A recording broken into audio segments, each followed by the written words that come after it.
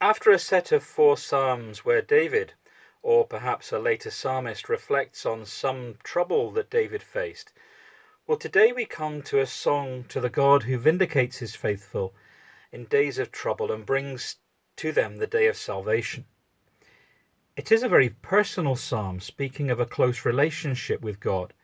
When God is addressed, he's addressed as my rock, my loving God, my fortress, my stronghold, my deliverer, my shield. The psalmist knows that his safety, his personal safety and security and welfare are found in God alone. And he's absolutely sure that he is precious in God's eyes, although he's amazed by the realization that the God of heaven, who rules the heavens, should care about him, should care about us. Lord, what are human beings that you care for them, mere mortals that you think of them?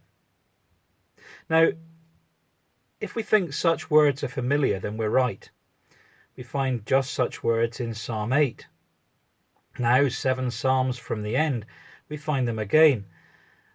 But there's a difference in context, for here they come from a real experience of personal peril.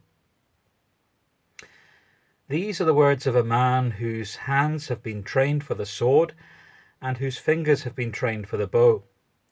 These are the words of a man who has known war up close. Indeed, some ancient manuscripts to the Greek Septuagint translation include concerning Goliath to the heading. So the psalmist understands David's knowledge of mortal danger and just how fleeting and fragile life can be. And yet God looks upon us as precious.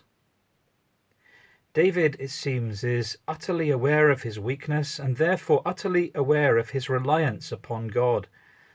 He knows that his power and authority come from God alone. So he doesn't become arrogant just because he's king. However, David doesn't tremble in fear either. His faith is real, and the God in whom he has faith is all-powerful. After days of severe trial and mortal peril, God has not forgotten him and has shown his love is truly eternal. God's call has led to trial, and with the constant presence and grace of God, the psalmist has come to a place of joy and promise. This is true of David's life, it's true of the psalmist, but it's also true of all God's people through days of trouble and into freedom. Psalm 144 of David.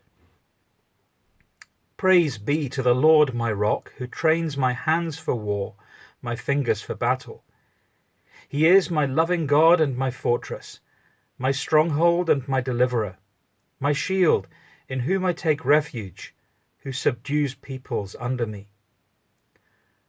Lord, what are human beings that you care for them, mere mortals that you think of them? They are like a breath, their days are like a fleeting shadow. Part your heavens, Lord, and come down, touch the mountains so that they smoke. Send forth lightning and scatter the enemy, shoot your arrows and rout them. Reach down your hand from on high. Deliver me and rescue me from the mighty waters, from the hands of foreigners whose mouths are full of lies, whose right hands are deceitful.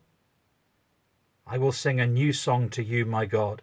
On the 10-stringed lyre I will make music to you, to the one who gives victory to kings, who delivers his servant David.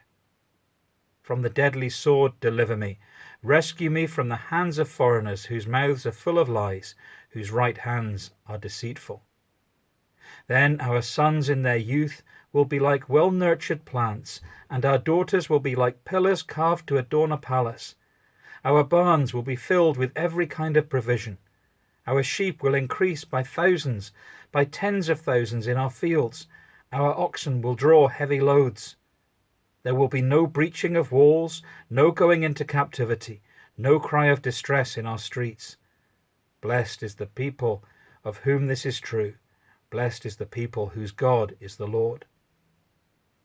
So here we have a God who both protects and prepares us for how he wants us to serve him, even through times of trouble.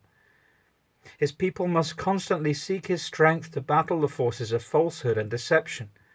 But overcoming in him, God's blessings extend to family and community.